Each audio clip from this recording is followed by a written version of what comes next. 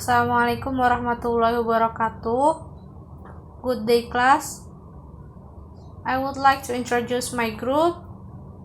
They are Habibah Faridatul Fuadah, Putri Sawiyah, Nira Nasfianti, Rifki Ramadan, and me, Putri Oktavira.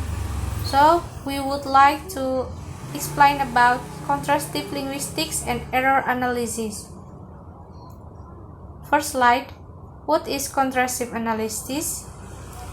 CA is systematic comparison between the target language and the student's native language to know similarities and the differences between the two.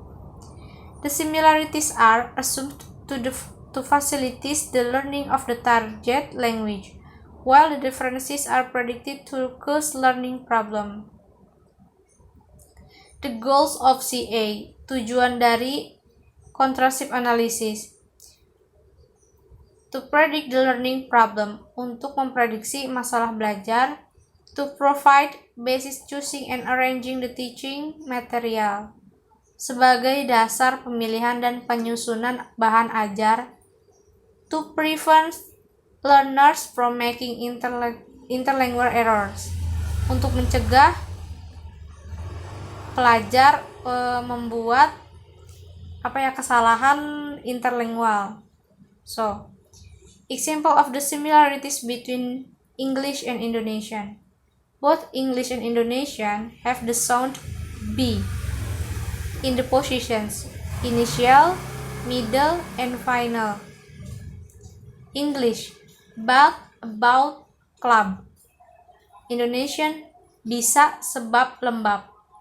Both English and Indonesian have the sentence contraction subject, verb, plus complement or object.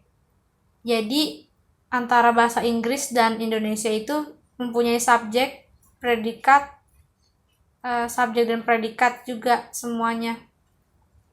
Dan setelah itu diikuti sama pelengkap atau objek. So, English, they play football. Indonesian, mereka bermain sepak bola. Jadi sama aja antara Indonesia sama Inggris. Oke guys, saya Habibah. Saya akan melanjutkan penjelasan yang tadi sebelumnya oleh Putri Oktavira. Kita next ke example of the differences between English and Indonesia. Seperti yang sudah dijelaskan oleh dosen kita sebelumnya minggu lalu ya, bahwa constructive linguistic itu adalah ilmu yang membahas tentang persamaan dan perbedaan bahasa. Jadi setiap bahasa itu memiliki perbedaan dan persamaannya masing-masing. Yang tadi contoh persamaannya sudah dijelaskan oleh Putri Oktavira. Nah, sekarang kita next ke perbedaannya. English has sound as think and they, but Indonesian doesn't. Jadi dalam bahasa Inggris itu dia punya suara s dan suara z, tapi di Indonesia nggak ada suara seperti itu. Contoh di suara think and they. Makanya banyak orang Indonesia yang menyebutkan think itu tetap think, tetap they, karena memang di Indonesia tidak ada suara yang seperti itu. Lalu English has the sound ch and ch in all position, but Indonesian doesn't have them in final position. Jadi di Inggris itu ada suara C dan J itu di semua posisi, mau di awal, di tengah, di akhir, itu mereka punya. Tapi kalau di Indonesia tidak punya suara C dan J di akhir. Contohnya di change di awal, picture di tengah, beach di final, juice di awal, adjust di tengah, large di akhir. Kalau di Indonesia tetap cerita, kacang, jika, baju gitu. Mereka nggak punya yang final positionnya. English verbs have inflection the simple present tense, but Indonesian verbs don't. Jadi kalau di Inggris itu, kalau simple present verbnya itu, kalau subjeknya he, she, it itu ditambahin s. Contoh, he plays, she plays, it plays. Tapi kalau subjeknya I, they, we, itu nggak ditambahin s. Contoh, I play, they play, we play. Tapi kalau di Indonesia, dia nggak berubah mau subjeknya dia, saya, mereka, kita. Tetap dia bermain, saya bermain, mereka bermain, kita bermain. Nggak ditambahin s. Next, negative transfer of interference. Language learners will tend to transfer the language system they have acquired in their native language into the system of the target language they are learning. Although the systems are not the same, if it happens, it's called negative transfer or language interference. Jadi negative transfer itu adalah ketika si pelajar bahasa itu mentransferkan bahasanya ke dalam mentransferkannya sama ke dalam sistem bahasa dia gitu. Padahal kan sistemnya beda. Contohnya gini, we play football yesterday. Jadi si pelajar bahasa tersebut mentransferkannya we play football yesterday. Padahal itu kan salah karena di situ ada yesterday, ada keterangan yesterday. Kalau yesterday itu berarti sudah lalu, sedangkan di Inggris kalau verbnya sudah lalu itu bukan pakai play lagi tapi played. We play football yesterday. Dan contoh kedua, she not a good girl. Bukan she not a good girl tapi she is not a good girl gitu. Jadi itu jika itu terjadi, maka itu disebut negative transfer.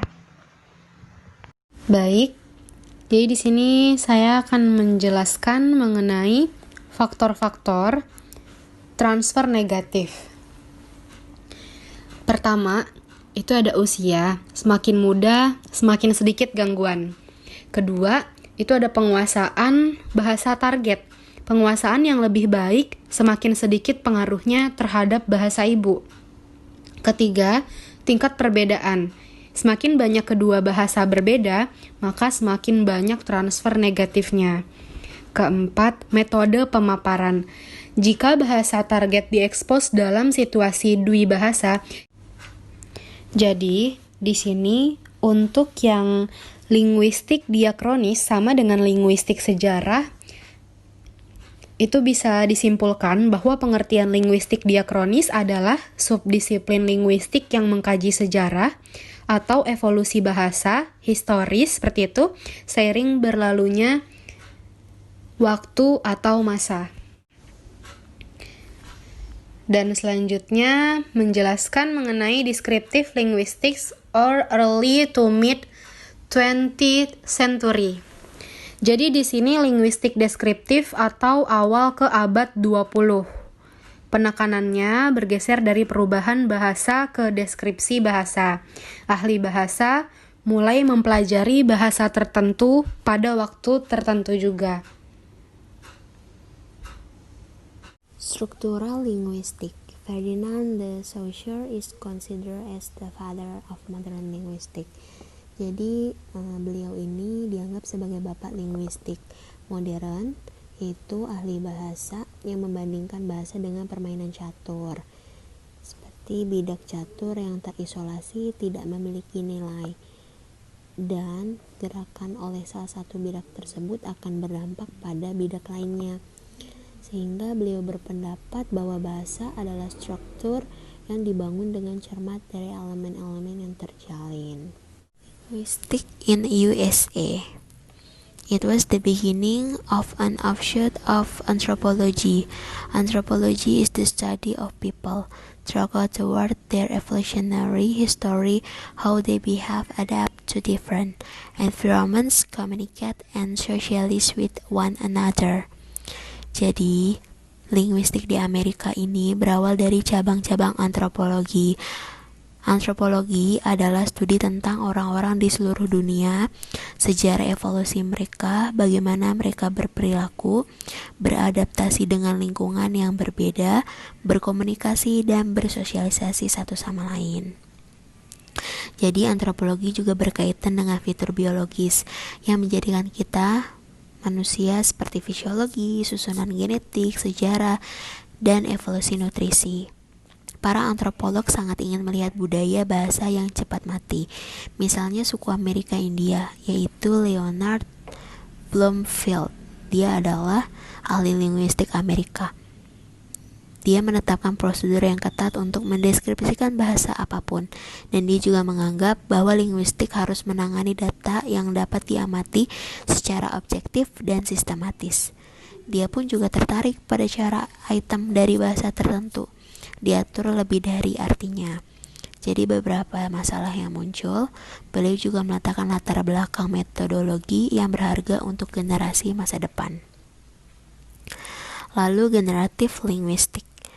Avram Noam Chomsky, born December 7, 1928, is an American linguist, philosopher, cognitive scientist, logician, political commentator, social justice activist, and anarcho-syndicalist advocate, sometimes described as the father of modern linguistics.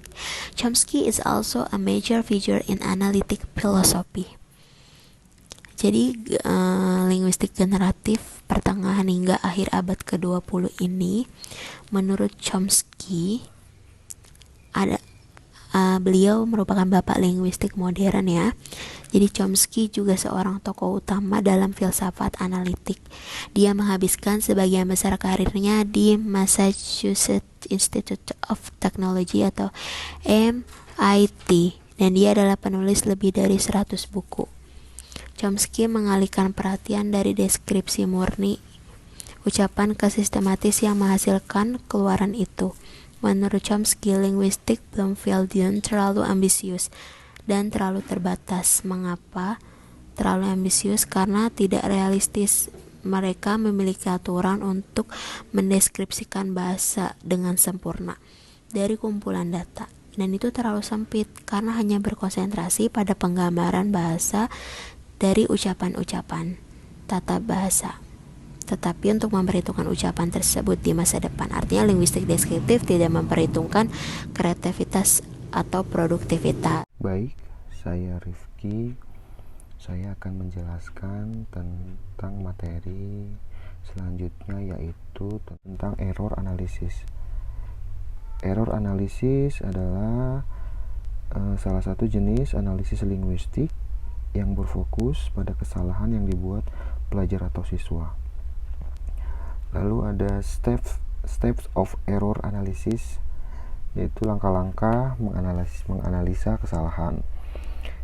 Yang pertama yaitu collecting samples of learner language, yaitu mengumpulkan sampel bahasa dari pelajar.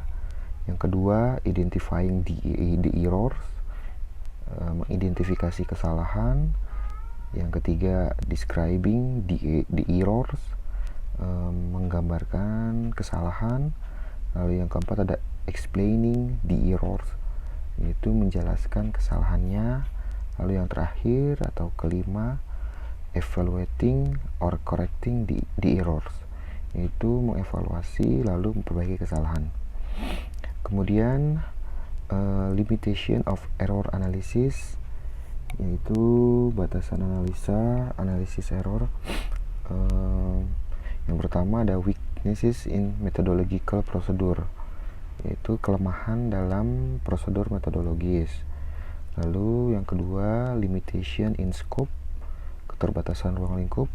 Yang pertama yaitu fail to provide a complete picture of learner language, yaitu gagal memberikan gambaran lengkap tentang bahasa pelajar.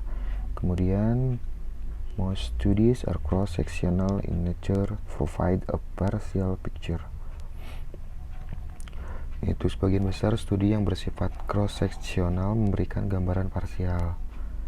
Lalu yang ketiga, take no account of what learners do correctly or their development over time, yaitu tidak memperhitungkan apa yang dilakukan pelajar dengan benar atau perkembangannya dari waktu ke waktu.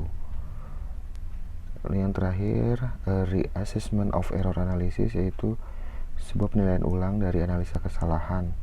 Yang pertama, error analysis replaced contrastive analysis. Yang kedua, first serious attempt to investigate learner language in second language, yaitu upaya serius pertama untuk melakukan penyelidikan tentang bahasa pelajar di bahasa kedua. Yang ketiga, it is continues to be practiced as a mean for investigating a specific research question. Ya, ini terus dipraktikkan sebagai sarana untuk menyelidiki pertanyaan penelitian tertentu. Oke, sekian penjelasan dari saya. Apabila ada kesalahan, mohon dimaklumi. Terima kasih. Baik teman-teman, thank you for your attention. Dan apabila ada kesalahan dari presentasi grup 1, mohon dimaafkan. Happy great weekend guys, and see you.